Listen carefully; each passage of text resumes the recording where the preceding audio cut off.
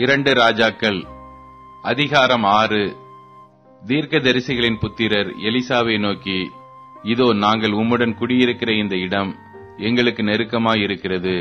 நாங்கள் யோர்தான் மட்டும் போய் அவ்விடத்தில் ஒவ்வொருவர் ஒவ்வொரு உத்திரத்தை வெட்டி குடியிருக்க அங்கே எங்களுக்கு ஒரு இடத்தை உண்டாக்குவோம் என்றார்கள். அதற்கு அவன், போங்கள் என்றான். அவர்களில் ஒருவன், நீர் தயவு செய்து உமது அடியாரோட கூட வர வேண்டும் என்றான். அதற்கு அவன், நான் வருகிறேன் என்று சொல்லி அவர்களோட கூட போனான். அவர்கள் யோர்தான் நதியருகே வந்தபோது மரங்களை வெட்டினார்கள். ஒருவன் ஒரு உத்திரத்தை வெட்டி விழுத்துகையில் கோடரி தண்ணீரில் விழுந்தது.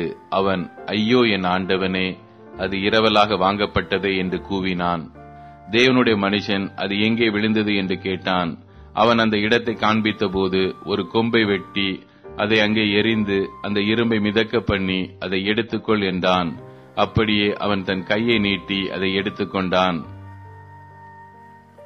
அக்காலத்தில் சீரியாவின் ராஜா இஸ்ரவேலுக்கு விரோதமாய் யுத்தம் பண்ணி இன்ன ஸ்தலத்திலே பாளையம் இறங்குவேன் என்று தன் ஊழியக்காரரோட ஆலோசனை பண்ணினான். ஆகிலும் தேவனுடைய மனுஷன் இஸ்ரவேலின் ராஜாவினிடத்தில் ஆள் அனுப்பி, இன்ன இடத்துக்கு போகாதபடிக்கு எச்சரிக்கையாயிரும், சீரியர் அங்கே இறங்குவார்கள் என்று சொல்லச் சொன்னான். அப்பொழுது இஸ்ரவேலின் ராஜா தேவனுடைய மனுஷன் தன்னை எச்சரித்து தனக்கு குறித்து சொன்ன ஸ்தலத்திற்கு மனுஷரை அனுப்பி பார்த்து எச்சரிக்கையாயிருந்து இப்படி அநேகந்தரம் தன்னை காத்து கொண்டான். இந்த காரியத்து நிமித்தம் சீரிய ராஜாவின் இருதயம் குழம்பி அவன் தன் ஊழியக்காரரை அழைத்து, நம்முடையவர்களில் இஸ்ரவேலின் ராஜாவுக்கு உளவாயிருக்கிறவன் யார் என்று நீங்கள் எனக்கு அறிவிக்க மாட்டீர்களா என்று கேட்டான். அப்பொழுது அவன் ஊழியக்காரரில் ஒருவன், அப்படி இல்லை, என் ஆண்டவனாகிய ராஜாவே, நீர் உம்முடைய பள்ளி அறையிலே பேசுகிற வார்த்தைகளையும் இஸ்ரவேலில் இருக்கிற தீர்க்கதரிசியாகிய எலிசா இஸ்ரவேலின் ராஜாவுக்கு அறிவிப்பான் என்றான். அப்பொழுது அவன், நான் மனுஷரை அனுப்பி அவனை பிடிக்கும்படி நீங்கள் போய் அவன் எங்கே இருக்கிறான் என்று பாருங்கள் என்றான். அவன் தோத்தானில் இருக்கிறான் என்று அவனுக்கு அறிவிக்கப்பட்டது. அப்பொழுது அவன் அங்கே குதிரைகளையும் ரதங்களையும் பலத்த இராணுவத்தையும் அனுப்பினான். அவர்கள் ராக்காலத்திலே வந்து பட்டணத்தை வளைந்து கொண்டார்கள். தேவனுடைய மனுஷனின் வேலைக்காரன் அதிகாலமே எழுந்து வெளியே புறப்படுகையில், இதோ இராணுவமும் குதிரைகளும் ரதங்களும் பட்டணத்தை சுற்றி கொண்டிருக்க கண்டான். அப்பொழுது வேலைக்காரன் அவனை நோக்கி, ஐயோ என் ஆண்டவனே, என்ன செய்வோம் என்றான். அதற்கு அவன், பயப்படாதே, அவர்களோடு இருக்கிறவர்களை பார்க்கிலும் நம்மோடு இருக்கிறவர்கள் அதிகம் என்றான். அப்பொழுது எலிசா விண்ணப்பம் பண்ணி, கர்த்தாவே, இவன் பார்க்கும்படி இவன் கண்களை திறந்தருளும் என்றான். உடனே கர்த்தர் அந்த வேலைக்காரன் கண்களை திறந்தார். இதோ எலிசாவை சுற்றிலும் அக்கினிமயமான குதிரைகளாலும் ரதங்களாலும் அந்த மலை நிறைந்திருக்கிறதை அவன் கண்டான். அவர்கள் அவனிடத்தில் வருகையில் எலிசா கர்த்தரை நோக்கி விண்ணப்பம் பண்ணி, இந்த ஜனங்களுக்கு கண் மயக்கம் உண்டாகும்படி செய்யும் என்றான்.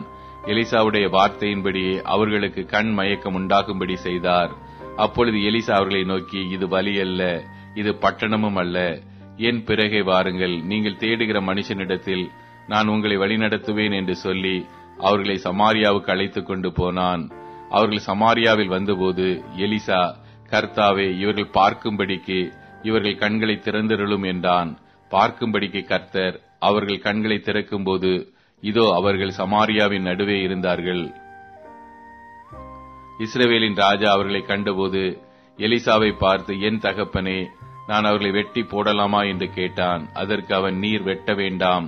நீர் உம்முடைய பட்டயத்தாலும் உம்முடைய வில்லினாலும் சிறையாக்கி கொண்டவர்களை வெட்டுகிறீரோ? இவர்கள் புசித்து குடித்து தங்கள் ஆண்டவனிடத்துக்கு போகும்படி அப்பமும் தண்ணீரும் அவர்களுக்கு எதிரில் வையும் என்றான். அப்பொழுது அவர்களுக்கு பெரிய விருந்து பண்ணி அவர்கள் புசித்து குடித்த பின்பு அவர்களை அனுப்பிவிட்டான். அவர்கள் தங்கள் ஆண்டவனிடத்துக்கு போய்விட்டார்கள். சீரியரின் தண்டுகள் இஸ்ரவேல் தேசத்தில் அப்புறம் வரவில்லை. இதற்கு பின்பு சீரியாவின் ராஜாவாகிய பெனாதாத் தன் இராணுவத்தை எல்லாம் கூட்டிக் கொண்டு வந்து சமாரியாவை முற்றுகை போட்டான். அதனால் சமாரியாவிலே கொடிய பஞ்சமுண்டாயிற்று. ஒரு கழுதை தலை 80 வெள்ளிக்காசுக்கும் புறாக்களுக்கு போடுகிற கார்படி பயறு 5 வெள்ளிக்காசுக்கும் விற்கப்படும் மட்டும் அதை முற்றுகை போட்டார்கள்.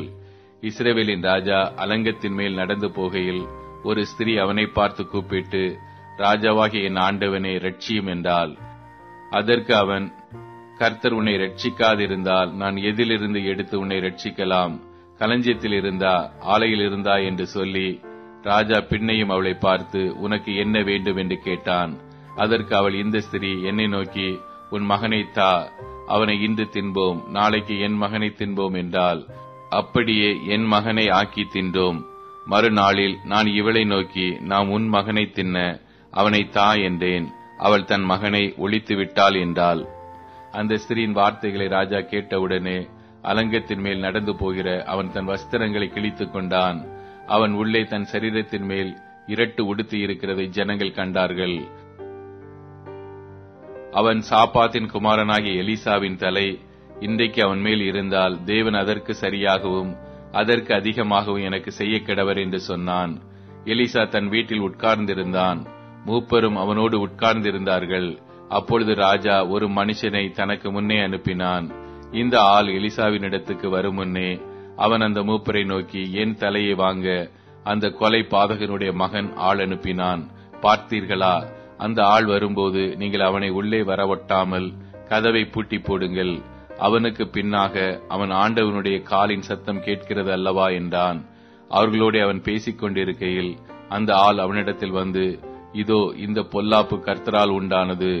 நான் இனி கர்த்தருக்காக காத்திருக்க வேண்டியது என்ன என்று ராஜா சொல்லுகிறார் என்றான்.